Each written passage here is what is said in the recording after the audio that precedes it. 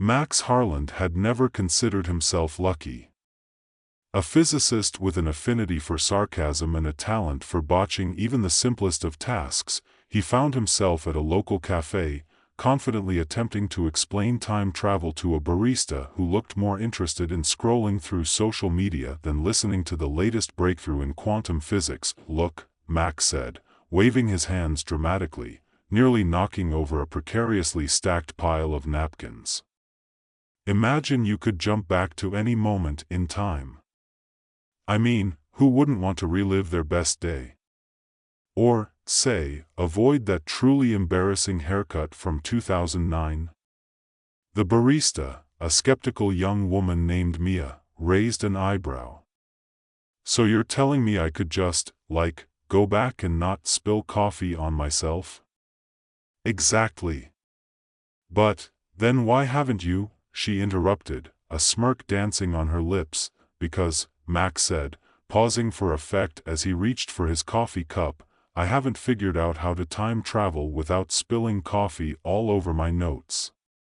Just then, the cup slipped from his fingers, sending a cascade of steaming liquid across the counter. Mia dodged the splash like a seasoned ninja, but a nearby customer wasn't so lucky, earning a comedic scream as his sandwich got doused. "Oh, no.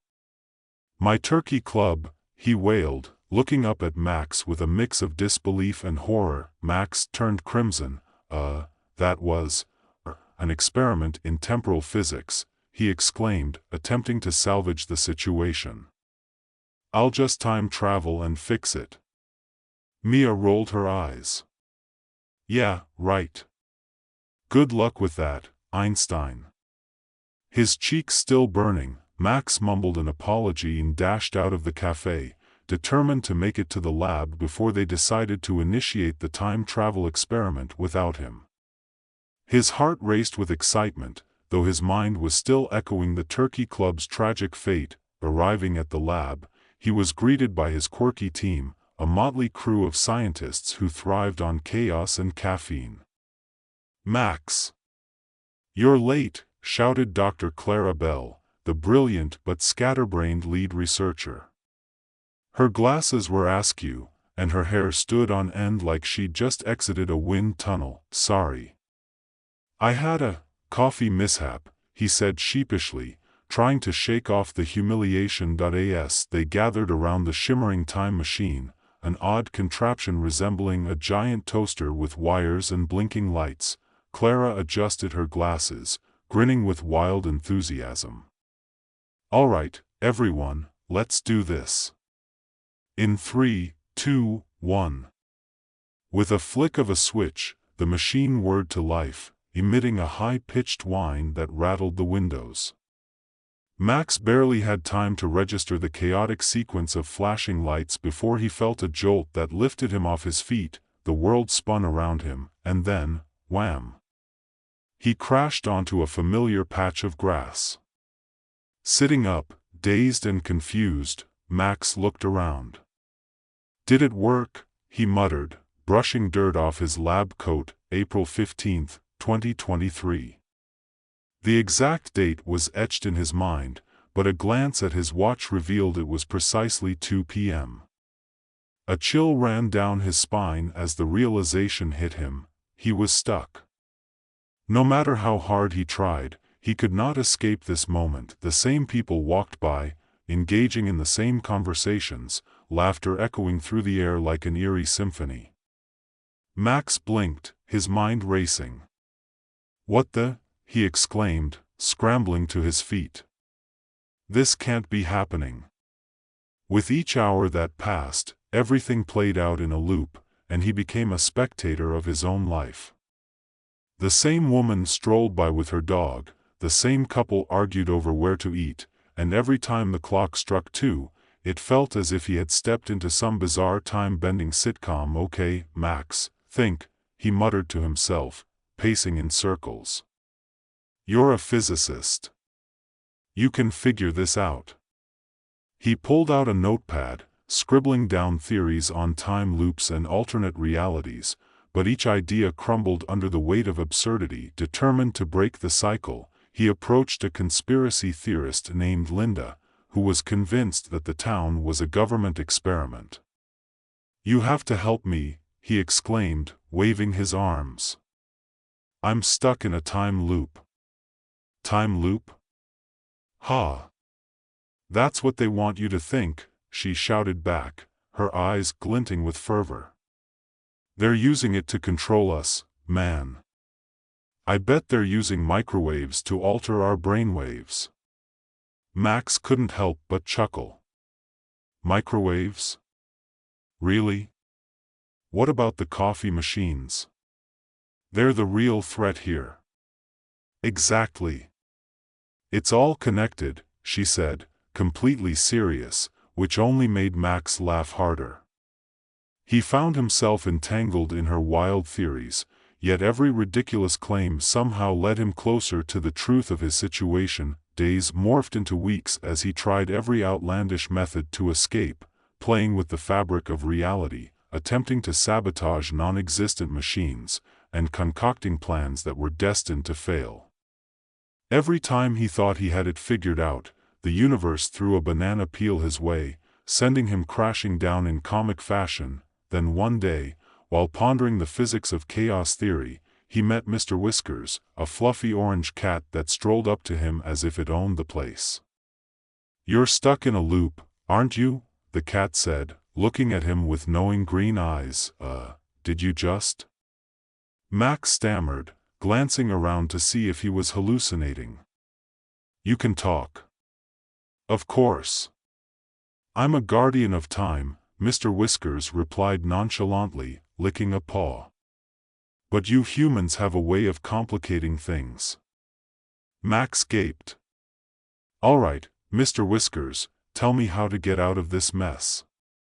"First, you need to understand that time is not just a line, it's a web of moments intertwined. Your problem is that you're taking it too seriously. Embrace the chaos." "Embrace chaos?" Max echoed, trying to wrap his mind around it. "How do I even begin?" "By paying attention to the little things," Mr. Whiskers said, leaping onto a nearby bench. "Look at your surroundings. Find the unique patterns in this mundane repetition. That's where your escape lies." Max took a deep breath and began to notice the details, the sound of a child laughing as he chased a butterfly, the couple arguing passionately over pizza toppings, and the bizarre dance of the pigeons. Every moment held a hint of the extraordinary. As the days passed, he became adept at weaving through the repetitive chaos, finding humor in the mundane. One afternoon, he orchestrated an elaborate prank on a local band that played the same song every hour. By the time the clock struck 2, the entire town was laughing, and even the pigeons seemed to join in on the fun. Just as he thought he was making progress, the town gathered for a festival, an annual event that just so happened to land on the same day. Max saw his chance. "This is it," he shouted, rallying the townsfolk. "Let's make this the most ridiculous festival ever." They agreed, and what ensued was a whirlwind of absurdity. There were pie-eating contests, dancing competitions, and even a karaoke showdown where the same song was belted out, but with different themes. One was a love ballad, while another was a heavy metal anthem. Max led the dance off, moving with uncoordinated enthusiasm. The townsfolk joined in, letting go of their inhibitions, laughter echoing in the air like a glorious anthem. As he danced, Max felt a strange energy swirling around him, a force that seemed to transcend time itself. In that moment, he understood what Mr. Whiskers meant about chaos. It wasn't just the events that mattered, but the connections they formed. Each person's laughter, each spontaneous dance move, was a ripple in the fabric of time. Suddenly, as the clock struck 2 once more, everything shifted. The festival erupted into a kaleidoscope of colors and sounds, and Max felt a jolt, the very essence of time fracturing around him. Then, bam! He was back in the cafe, standing in front of Mia, who was eyeing him suspiciously. "You look like you just saw a ghost." "Or a turkey club," she quipped. Max blinked, still processing the whirlwind of experiences. I escaped," he exclaimed, almost disbelieving. "I learned to embrace chaos." Mia raised an eyebrow. "You learned what?" "Never mind." "I'm free," he shouted, earning curious glances from other patrons. He couldn't help but laugh, the thrill of newfound freedom coursing through him. As he walked out, a familiar figure caught his eye. Linda was chatting animatedly with Mr. Whiskers, who gave him a conspiratorial wink. "See? You're not done yet," the cat seemed to say. Max chuckled to himself. He realized that while he had escaped the time loop, the lessons he learned would forever influence how he approached life. It was a reminder that time was not just about the past or future, it was about the moments we created, the chaos we embraced, and the laughter we shared. "Time to brew some more chaos," he murmured to himself, stepping into the world with a light heart, ready for whatever adventures lay ahead. Max stepped out of the cafe, a smile plastered across his face, feeling lighter than he had in ages. The sun shone brighter, and even the air smelled fresher. The chaotic memories of the past few weeks swirled in his mind like confetti, humorous, absurd, and oddly enlightening.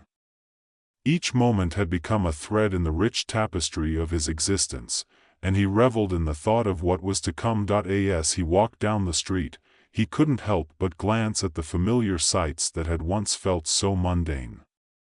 The little park where he had seen the same couple arguing about pizza, the fountain where children splashed joyfully, and even the bookstore where he often lost track of time browsing the shelves, it all seemed different now, infused with a vibrancy that made him feel as if he was truly seeing the world for the first time.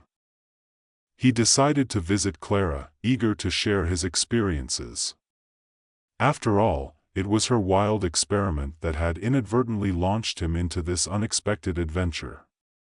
He entered the lab, a place that had become a second home, and spotted Clara tinkering with a new device, her focus absolute. "Hey, Clara," he called out, startling her. She jumped, nearly dropping a handful of wires. "Max, you're back," she exclaimed, grinning widely. "Did it work? Did you time travel?" "More like I got stuck in a cosmic loop," he replied, shaking his head with a laugh. "But I learned a lot, and I'm free now." Clara's eyes sparkled with curiosity. "What do you mean, free?" "I embraced the chaos," he declared, spreading his arms wide. "I realized that time isn't just a straight line, it's filled with moments we can shape. It's about connection and spontaneity. It's about not spilling coffee on your notes," she teased, and they both burst into laughter. "Exactly. Well, sort of. But really, it's about finding joy in the absurd.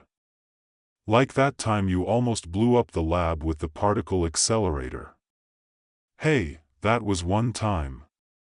Clara shot back, feigning indignation but laughing nonetheless. "But I get it. It sounds like you had quite the experience. You seem different, more relaxed." "I am," he said, feeling the truth of it resonate within him. "I'm ready to tackle whatever comes next. I think I finally understand the beauty in uncertainty." As they chatted, the rest of the team trickled in, each member welcoming Max back with warmth and camaraderie. They were a ragtag bunch, united by their shared passion for science and discovery, and he felt a renewed sense of belonging. But as the day wore on, Max couldn't shake the feeling that something still lingered in the air, a sense that the adventure wasn't quite over. He had escaped the time loop, but was there still more to learn? He found himself drawn to the idea of revisiting the past, not to change it, but to observe it from this new perspective. That night, lying in bed, he couldn't help but chuckle at the absurdity of it all. What if he could return to those moments, his favorite memories, and see them through fresh eyes? With this thought dancing in his mind, he drifted into a deep sleep. The following morning, Max woke with an itch to explore the fringes of time once more. He gathered his team at the lab, excitement buzzing in the air. What if we could use the time machine again, but not to travel, he proposed. What if we could observe pivotal moments in our own lives, watching them unfold without interfering?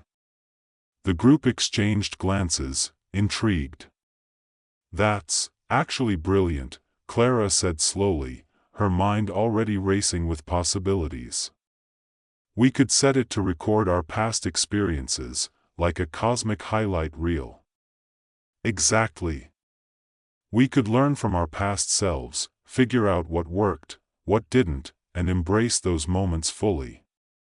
Max felt the energy in the room shift, a sense of purpose igniting in their hearts. They worked tirelessly, tweaking the machine, calibrating it for observation rather than travel.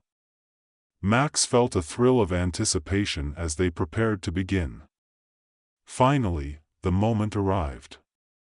The machine hummed to life, lights blinking in a mesmerizing rhythm. "Ready?"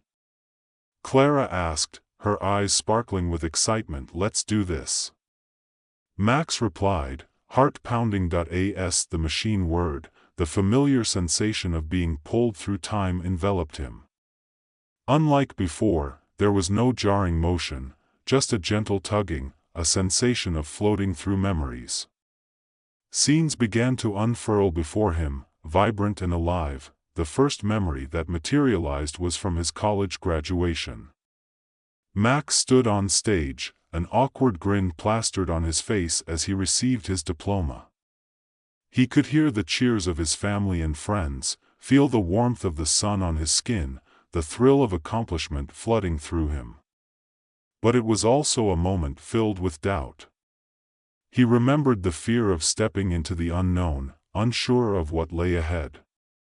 "I was such a nervous wreck," he murmured, watching his past self fidget on stage. "Look at you, so proud." Clara said, a hint of nostalgia in her voice. "Yeah, but I was terrified," he replied. "I had no idea what I was doing." "Yet you made it. That's what matters." Clara reminded him, and he nodded, feeling a surge of gratitude for that moment in time. As the memories flowed, they watched scenes of triumph and defeat, his first research paper, the sting of rejection, the joy of collaboration with colleagues. They laughed at his awkward first date, cringed at the mistakes he made, and celebrated the victories along the way. Each memory was a reminder that life was a tapestry woven with threads of joy and sorrow, each equally significant. Then came the moment that changed everything, the day he first stepped into the lab that would become his sanctuary. The excitement in the air was palpable, the potential for discovery limitless. "This is where it all began," Max said softly, a smile spreading across his face. But even in this joyful moment, he caught a glimpse of the future, the loneliness that often accompanied ambition, the struggles that lay ahead. He could see himself, years later, sitting alone in the lab, poring over equations, isolating himself from friends and family in the pursuit of knowledge. The weight of his choices loomed heavy. "Max, look at what you've built," Clara said, her voice steady. "You've created so much more than just a lab. You've built relationships, a community. It's not all about the science, it's about the people." He nodded, absorbing her words. This journey through his memories wasn't just an exercise in nostalgia, it was a powerful reminder of the balance between ambition and connection. As they continued observing, one particular memory stood out, a moment with his father in the backyard, teaching him to ride a bike. The warmth of the sun, the smell of freshly cut grass, and the sound of laughter filled the air. Max watched as his younger self wobbled, fell, and got back up, determination written across his face. "See that? That's the spirit," he heard his father's encouraging voice echo. "You can do it, buddy." In that moment, Max felt a swell of emotion. He remembered the lessons learned during those formative years, how failure was just a stepping stone, how resilience mattered more than perfection. "I needed that," he said, his voice thick with gratitude. "I still need it." The memory faded, and they moved on to more recent moments, the time spent in the cafe with Mia, the absurd coffee spill that had become a running joke. They laughed as they watched his clumsy antics, realizing that even the smallest mishaps could lead to unexpected joy. Finally, the machine began to slow, and Max felt a pang of disappointment. He wanted to linger in this space of reflection, to absorb every lesson, every moment of laughter and pain. But as the images dimmed, he knew they had to return to the present. With a final flicker, the scene faded, and the lab came back into focus. The team looked at one another, a shared understanding passing between them. "That was incredible," Clara breathed, her eyes shining. "We need to do this again, maybe even share our stories with others." Max nodded, feeling invigorated. "Absolutely. Everyone has moments worth celebrating, moments that shaped who they are. We can inspire others to embrace their own chaos, their own journeys." As they continued discussing their plans, Max felt a sense of purpose swell within him. He was ready to step into the world, to live each moment fully, and to encourage others to do the same. The chaos of life wasn't something to be feared, it was a vibrant dance of connection and experience. Days turned into weeks, and the lab became a hub of activity, filled with the laughter and camaraderie that had been absent for too long. They organized workshops, inviting the community to share their stories, to explore their own memories and the lessons they held. Max found joy in the little things, coffee spills that became inside jokes, the spontaneous dance-offs that broke out in the lab, the friendships deepening as they embraced each other's quirks and failures. The team flourished, each member contributing their unique perspective, enriching the collective experience. One evening, while cleaning up after a particularly lively workshop, Max glanced outside and spotted Mr. Whiskers perched on a nearby fence. The cat's green eyes sparkled with mischief, and Max couldn't help but laugh. "You know, I think I finally get it," he called out, and the cat tilted his head as if urging him to continue. "Life is about the journey, the good, the bad, and everything in between. It's about the chaos." Mr. Whiskers blinked slowly, and in that moment, Max felt a wave of understanding wash over him. The universe had a sense of humor, and he was grateful for every twist and turn, every unexpected moment that had brought him here. As he returned to the lab, ready to dive back into the laughter and camaraderie, Max realized that the adventure had only just begun. Each day held the promise of new experiences, new stories to weave into the tapestry of his life. He was ready to embrace it all, one chaotic, beautiful moment at a time. And as he stepped into the vibrant world outside, he carried with him the understanding that time wasn't just a prison to escape, it was a dance to be celebrated, a reminder that even in the chaos, there was beauty to be found. From that day forward, Max approached life with a renewed sense of wonder, always on the lookout for the next hilarious, heartwarming twist that awaited him around the corner. The adventure wasn't just in the time travel, it was in the here and now, in the laughter shared, and in the connections forged. The world was alive with possibilities, and Max was ready to explore them all.